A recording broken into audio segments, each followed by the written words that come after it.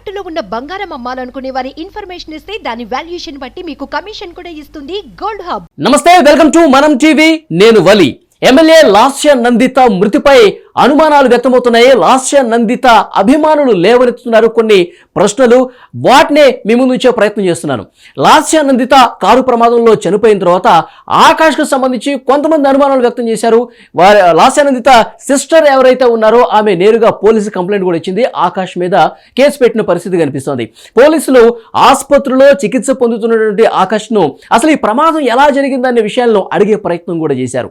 అయితే ఆకాష్ చెప్పింది మాత్రం నాకు ఈ ప్రమాదం అసలు ఎలా జరిగిందో తెలియదు, అసలు నాకు గుర్తు లేదు అని చెప్పారు. అయితే డాక్టర్లు కూడా పేషెంట్ మీద ఒత్తిడి చేయొద్దు అని చెప్పినప్పటికీ పోలీసులు కొంతవరకు ప్రయత్నం చేశారు. అయినప్పటికీ కూడా ఇదే రకమైనటువంటి సమాధానం వచ్చింది.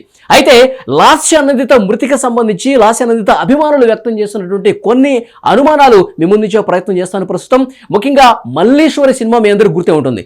మల్లీశ్వరి సినిమాలో అందులో హీరోయిన్ ని చంపే విధంగా ఒక ప్లాన్ ప్రకారం చంపే విధంగా కొన్ని దఫాలుగా వాళ్ళు ప్రయత్నం చేస్తారు. ప్రతిసారి కూడా విఫలమయ్యే పరిస్థితి ఉంటుంది. లాస్య నందితను చాలా న్యాచురల్ గా చంపే కుట్ర జరిగిందా అన్న అనుమానం అభిమానులు వ్యక్తం అవుతుంది. ఎందుకంటే మల్లీశ్వరి సినిమాలో అందులో ఉన్నటువంటి హీరోయిన్ ఏ రకంగా అయితే కొన్ని ప్లాన్లు వేసి హతమార్చే కుట్ర చేశారో అదే విధంగా ఇక్కడ కూడా జరిగిందా అన్న అనుమానం లాస్య నందిత అభిమానులు కావచ్చు, నియోజకవర్గంలో ఉన్నటువంటి కొంతమంది పార్టీకి సంబంధించిన కార్యకర్తలు లేవనెత్తుతున్న పరిస్థితి కనిపిస్తుంది.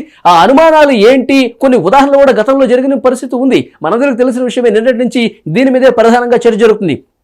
మూడు ఘటనలు ఈ మధ్య కాలంలో 3 నెలల వ్యవధిలో జరిగిన పరిస్థితి కనిపిస్తుంది. మొదటిది లిఫ్ట్ ప్రమాదం. లిఫ్ట్లో బోయినపల్లిలో ఒక లిఫ్ట్లో ఇరుక్కుపోయారు. అయితే అతి కష్టం మీద ఇనుప చొవ్వలను కూడా పగలగొట్టి ఆ లిఫ్ట్ నుంచి అతి కష్టం మీద బయటికి తీసిన పరిస్థితి కనిపిస్తుంది. అంటే లిఫ్ట్లో యాదృచ్ఛికంగా ఆ లిఫ్ట్ ఆగిపోవటం వల్ల ఇబ్బందికర పరిస్థితి ఏర్పడి అక్కడ ప్రమాదం జరిగిందా, లేదంటే ఇది ప్లాన్ ప్రకారం లాస్య నందితను అతి సహజంగా ఏదైనా చంపే కుట్ర ఎవరైనా చేశారా అన్న అనుమానం చాలా మందిలో కూడా అప్పుడే కలిగింది. కానీ ఇన్వెస్టిగేషన్ దాంతో ఆగిపోయింది. ఎందుకంటే సేఫ్ గా బయటకు వచ్చింది కాబట్టి దీని గురించి పెద్ద చర్చ జరగలేదు. ఇక రెండో ప్రమాదం, మొన్న నల్గొండలో సభ జరిగింది బీఆర్ఎస్ పార్టీకి సంబంధించి. ఆ సభకు హాజరై లాస్య నందిత తిరిగి ఇటు హైదరాబాద్ వస్తుండగా నార్కట్పల్లి దగ్గర ఒక ఆటోను ముందుగా ఢీకొట్టింది. ఆ తర్వాత హోంగార్డ్ను కూడా ఢీకొట్టింది ఆ కారు. ఆ ప్రమాదంలో హోంగార్డు చనిపోయారు. లాస్య నందితకు కొన్ని గాయాలయ్యాయి. అంటే ప్రాణానికి ఎలాంటి ప్రమాదం జరగకపోయినప్పటికీ గాయాలతో ఆ ప్రమాదంలో బయటపడ్డారు.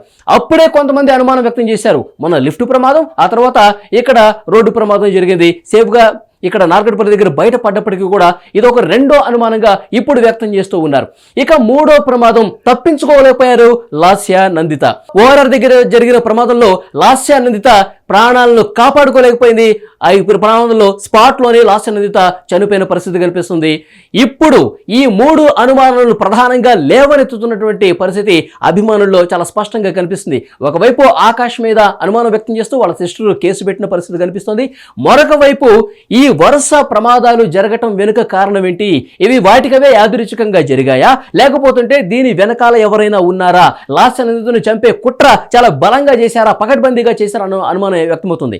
ఇంకొక బలమైన అనుమానం, లాస్య నందిత ఒక ఎమ్మెల్యేగా ఉన్నారు కాబట్టి గన్మెన్లు కంపల్సరీ ఉండాలి. కానీ గన్మెన్లు లేకుండా ఆమె ఎట్లా బయటకు వచ్చింది, దీని వెనకాల ఏమైనా కుట్ర ఉందా?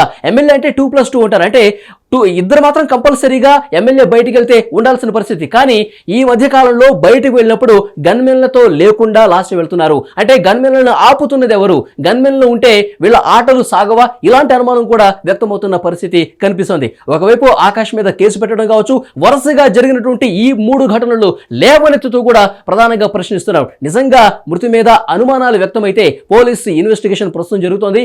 అభిమానులు లేవనెత్తుతున్నటువంటి ఈ ఉదాహరణలు కావచ్చు, ఈ ప్రశ్నలకు సమాధానం దొరకాలంటే గనక పోలీసులు నిష్పక్షపాతంగా దర్యాప్తు జరగాలి. దర్యాప్తులో ఎలాంటి విషయాలు బయటకు వచ్చాయో పూర్తి స్థాయిలో ప్రజలకు చెప్పాల్సినటువంటి అవసరం అయితే కనిపిస్తోంది.